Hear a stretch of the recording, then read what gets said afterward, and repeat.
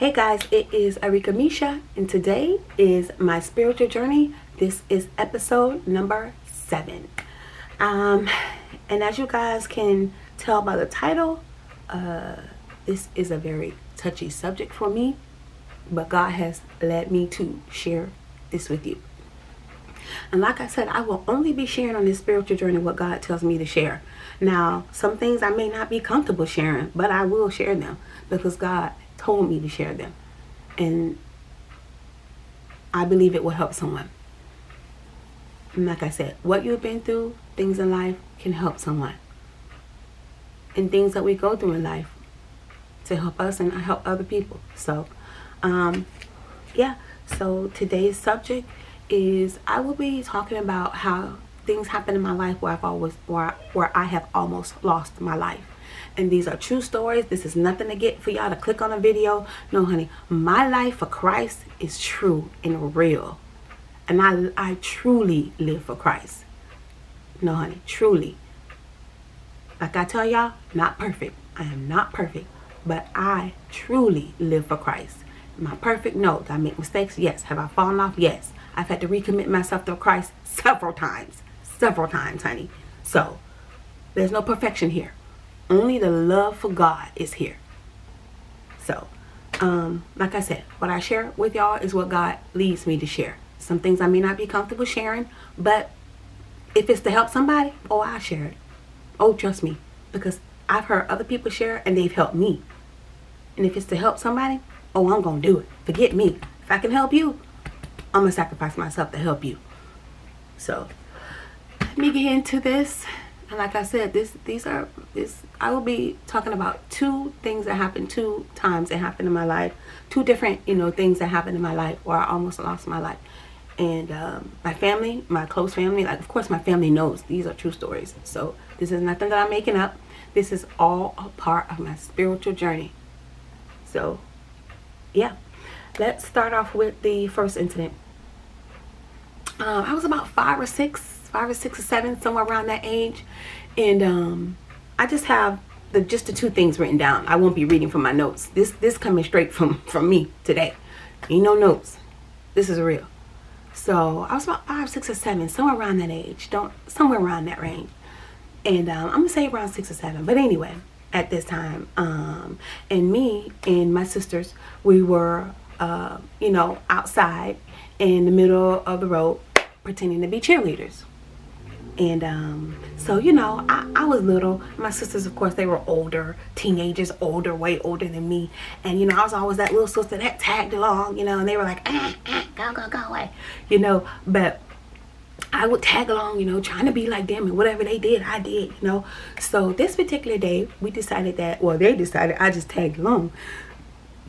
They decided they wanted to go play cheerleaders in the middle of the road. Well, kind of like on the sidewalk, sidewalk kind of in the middle of the road. And I saw them go out. And I'm telling you, these particular things where you almost lose your life, I could never forget. I don't know, maybe somebody else could, but I could never forget these. I could never forget these things in my life. Never. Anyway. This particular day, my sisters, I heard them talking about they was going to go outside. They're going to be cheerleaders. I was like, I want to be a cheerleader too. And they went outside. My 2 sisters went outside. They were clapping their hands. They was on their way walking out to be cheerleaders. And they was doing some cheers. And I was like, looking through the screen door. I was like, I'm going to be a cheerleader too. Like I said, I'll always tag along. They'd be like, go away. But I would always tag along. And I would tell on them if they wouldn't let me tag along. So yeah, anyway, y'all. So they on the side of the walk near the road, clapping their hands, being cheerleaders, and I'm just copying what they doing. I'm just repeating what they doing. Whatever they said, I said. Whatever they did, I did. Child, I was a cheerleader. That day.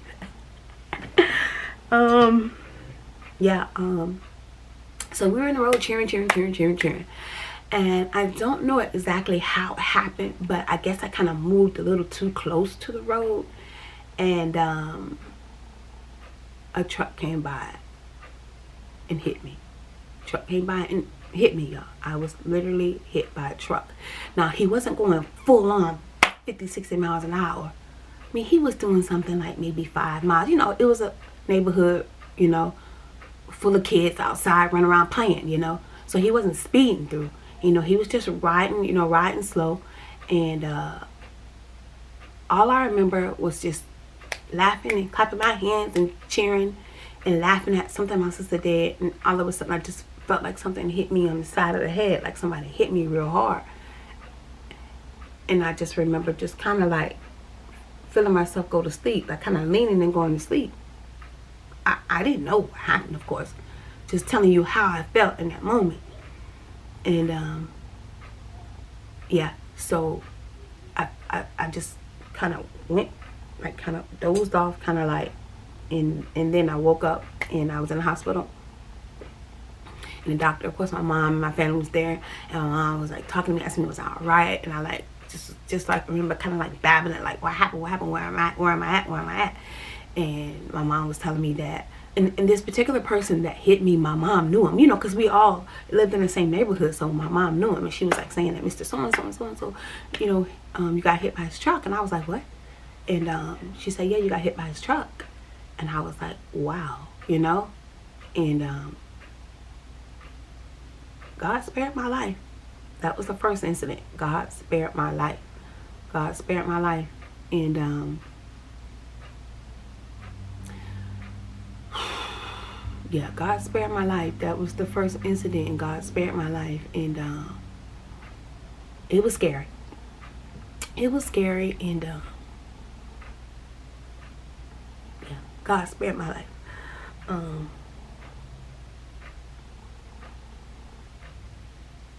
Second incident,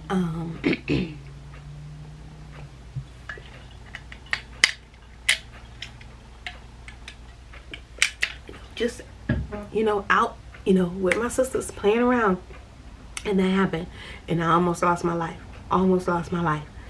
And so yeah, I was in the hospital for a long time. I'm telling y'all, cause I almost died, but I was in the hospital for a long time, and God got me through that. Nobody but God got me through that. Hit by a truck. No, it wasn't full on 50, 60, 100 miles an hour. But, you know, he was driving. But anyway, I thank God every day for sparing my life. God had a plan for my life. The second incident. At this time, I was around about, I'm going to say around, I don't know, I think I was around about 13. I'm going back because I realized that I skipped these in my episodes. I'm like, man, you forgot to tell them this stuff, you know, because my last episode, I think I was like at 18. I'm like, okay, girl, you got to go back. You got to remind them how the devil tried to take you out. But no, baby. No. God said, no. She's mine. You will not. She's mine. She belongs to me. Yeah, baby. See, that's what the enemy will do. He will try to take you out so that you don't fulfill your purpose. But oh no, baby. I will fulfill my purpose. I will. Thank you, God. Yeah. Anyway, try to take me out. Nah, baby. I got work to do. I got things to do. I got lives to change. I got lives to help change, baby. I'm here to help. I need my life change, and I'm here to help others change their lives. Believe that. I'm going to do what God called me to do. Anyway, so, second thing, okay, I'm around about 10 now. 10, 11 years old in this particular episode. I had went to the water park with my sister, and you know how they had like the waves, like the wave part where you go in, you could be on the little circle, the little lifesaver raft kind of thing with the little hole in the middle, and you sit there with your feet down in there. And I was sitting on the side on the little life raft, and I was on the little wave thing, just going. Didn't know how to swim. Did not know how to swim. And back in the days, a lot of kids did not know how to swim. A lot of us didn't know how to swim. But the water, the thing about it is that the water was set up where it was like shallow, like, you know, real shallow. And then the further and further you went, the deeper and deeper the water got. You know, like 5 feet, 6 feet, 7 feet, like real deep. And child, I wasn't no 5 feet. I was only like 19 years old. So anyway, at this particular time, I had went to the water park with my sister and her friend, and I was on got me one of them little lifesaver rafts, and I sat on my little lifesaver. I saw all the other kids grab one, so I grabbed me one, and I sat on it, and we were just like in a little kiddie part, you know, the little kiddie part. My feet was sitting there. I was like in a real shallow. It wasn't even like one foot. So I was sitting there playing around, splashing my feet and stuff, splashing around like all the other kids were. Going on my stomach, pretend like I'm swimming, and then I sat back up and put my feet down in the middle of the, like I said, it was like the circle, like shaped like a little lifesaver kind of thing. And I think it was yellow or white. I don't remember the color. So anyway, I'm sitting on this raft and I'm just splashing my feet like all other kids, and we splashing water on each other, just being silly. And then all of a sudden, before I knew it, which I didn't even notice it, playing around and splashing, my little lifesaver raft had floated. I had made my way into like the 5, 6, 7, like the really deep water.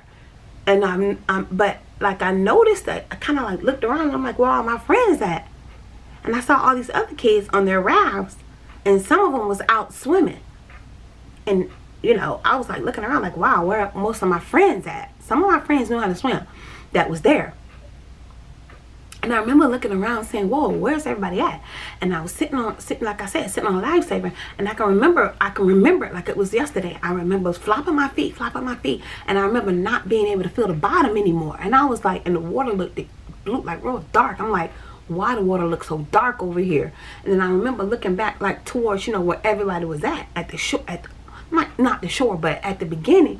I remember like saying, oh my God, that's why my friends at. How did I get over here? Just playing around, floating.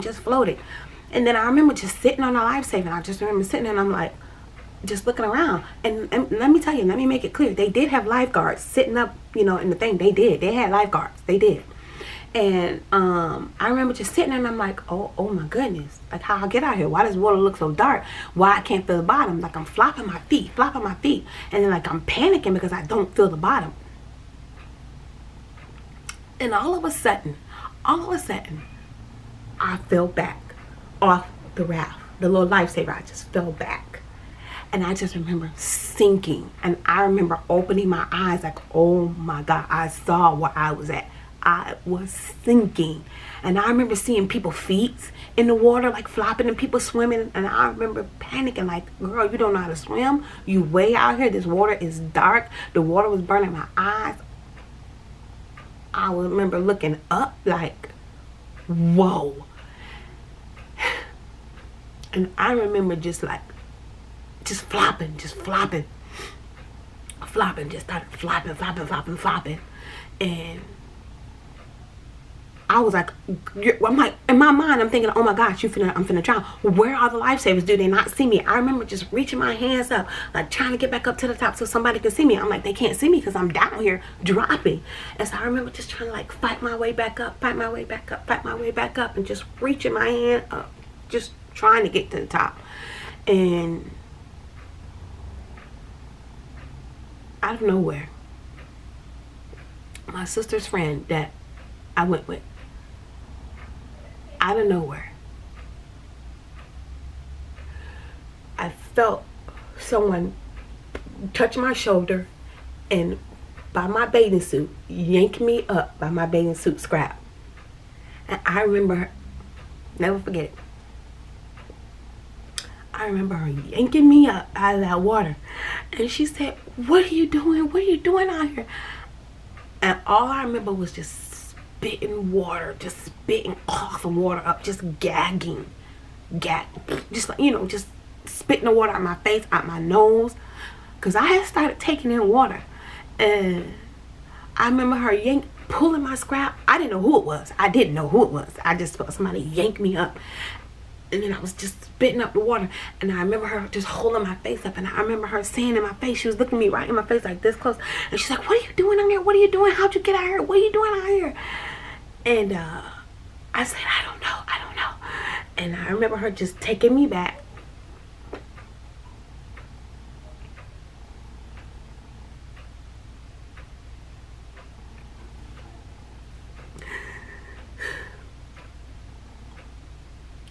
Or taking me back where everybody was at. You know, I was scared. And all I remember saying was, God help me when I was in that water. And she came and got me, and she said, what were you doing out there? Like, I'm on the side. And she got a towel. She's like drying my face off, drying me off. She said, what were you doing out there? And I said, I don't know how I got out there. And I know how I got out there, so I just floated. And I said, I just floated out there. I don't know how I got out. And she said, are you okay? I said, no. I was scared. But I was so thankful to be sitting on the side of that water park thing. I was so happy to be sitting there. And I just remember just spitting that water, spitting that water, spitting that water.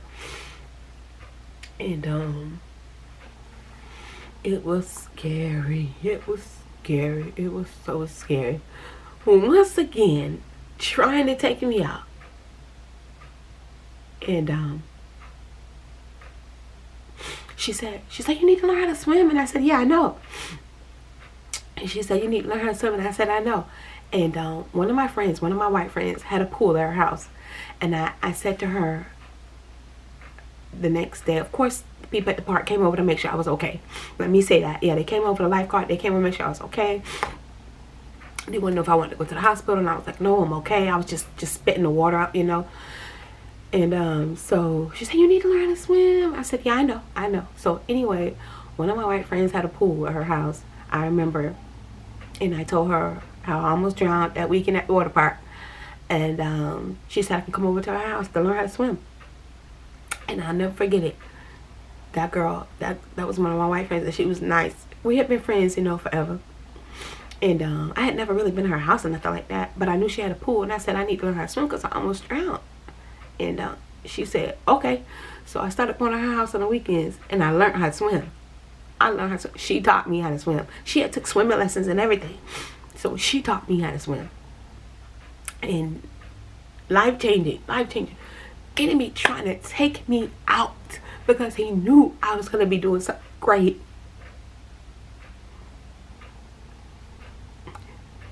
He knew I was meant for greatness.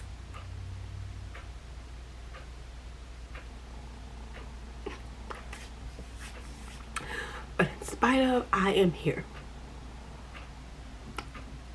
In spite of trying to take me out. But hey, I am here. I'm living for God, and I'm doing what God has called me to do. And that's what the enemy would do. He would try to take you out any way he can.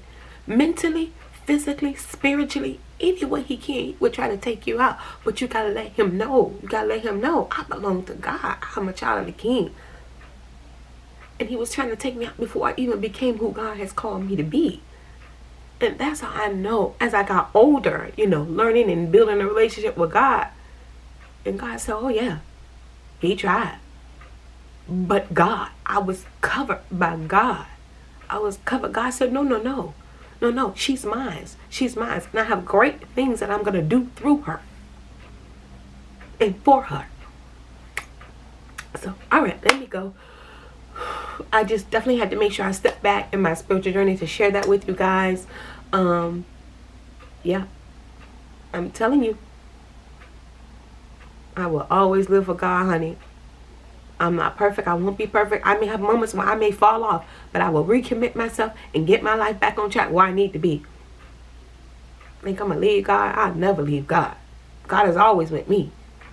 I would never leave God because God has always been with me.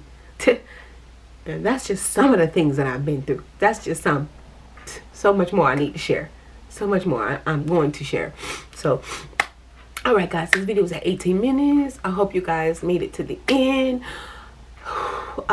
Thank you so much for watching. This is Arika Misha. Thank you so much for watching. Don't forget to like, comment, and subscribe. Follow me on all my social media at Arika Misha. And don't forget, guys, knowledge is power. Thanks, guys.